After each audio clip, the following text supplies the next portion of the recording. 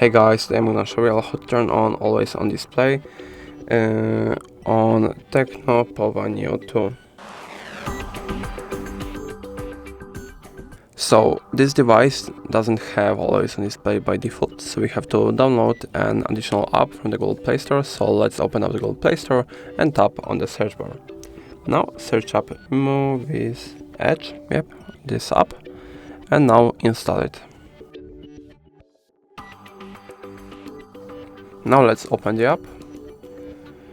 Now tap on Draw over Apps.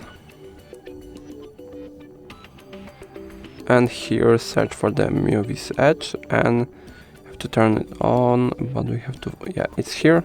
So just tap on the button and go back. Okay, so now go into always on display. Select which theme you like the most. So I'm going to choose this one, let's say. And I'm just going to tap on, you can also edit, you can increase the clock size and stuff like that. Theme color, you can select the theme color, clock color, and date color and stuff like that. Then just tap on apply and it should work from now on.